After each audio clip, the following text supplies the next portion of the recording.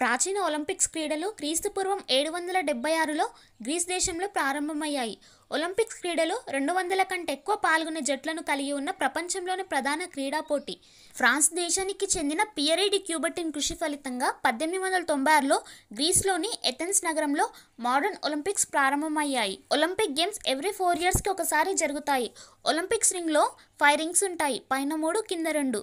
Each ring every కాంటినెంట్ని represent చేస్తాయి. Blue colour Europe country, yellow colour Asia country, black colour Africa, green colour Australia, red colour America కంట్రీస్ని represent చేస్తాయి. ఆ సమయంలో పాల్గొనే అన్ని దేశాల జాతీయ జెండాలపై కనీసం ఒకటి కనిపించినందున ఈ కలర్స్ని సెట్ చేయబడ్డాయి.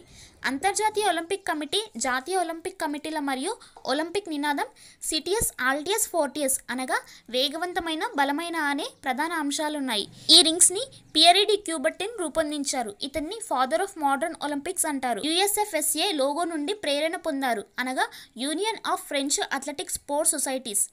ఇక్కడ ఇతను సెక్రటరీ జనరల్గా పనిచేశాడు.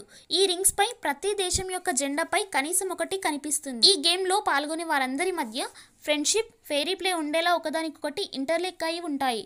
ఒలింపిక్ యొక్క క్రీడా సందేశం జీవితంలో గెలవటం కంటే పోరాడటమే ముఖ్యం. ఒలింపిక్స్ క్రీడల్లో అత్యధిక పతకాలు సాధించిన వ్యక్తి మైకేల్ ఫెల్ప్స్.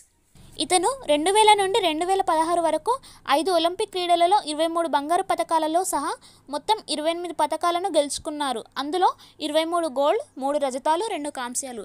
ఫెల్ప్స్ పతకాల సంఖ్యకు మరెవరూ ఇతర ఒలింపియన్ చేరుకోలేదు. సోవియట్ జిమ్నాస్ట్ లాటినినా మొత్తం 18 పతకాలతో 2వ స్థానంలో ఉండగా, నార్వేజియన్ క్రాస్ కంట్రీ స్కియర్ మారిట్ జార్గెన్ 15 పతకాలలో అత్యధిక వింటర్ ఒలింపిక్ పతకాలను కలిగి ఉన్నారు.